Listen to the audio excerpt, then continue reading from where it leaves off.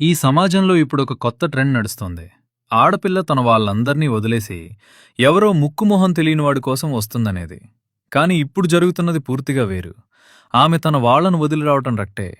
కాని ఆ అబ్బాయి జీవితంలోకి ఆమె ప్రవేశించిన తర్వాత, ఆ అబ్బాయి తన సొంత బంధువులకు, తన కుటుంబానికి, తన ప్రాణమిత్రులకు క్రమంగా దూరమవుతున్నాడు. విచిత్రమేంటంటే, ఆ అమ్మాయి మాత్రం తన తల్లిదండ్రులకు, తన అక్కచెల్లెళ్లకు మునుపటి కంటే ఇంకా ఎక్కువ దగ్గరవుతుంది. చివరకు మనవడు, మనవరాలు కూడా నానమ్మకు దూరమవుతూ అమ్మమ్మకు దగ్గరవుతున్నారు. మన రక్తం పంచుకున్న బంధువులు మనకు దూరమైపోతుంటే, ఆమె తరపు దూరపు బంధువులు మనకు అత్యంత ఆప్తులవుతున్నారు. పరిస్థితి ఎలా తయారైందంటే, అన్నకంటే బావమరిది ఎక్కువైపోతున్నాడు. జన్మనిచ్చిన నాన్నకంటే మామగారే గొప్పైపోతున్నారు. ఆడపిల్ల తన వాళ్ళను వదిలేసొస్తుంది అని లోకం తెగ పొగిడేస్తోంది కాని, అసలు విషయం ఏంటంటే, తను వదిలేసొచ్చేది నిన్ను కలుపుకొని పోవటానికి మాత్రమే. కేవలం నిన్ను మాత్రమే.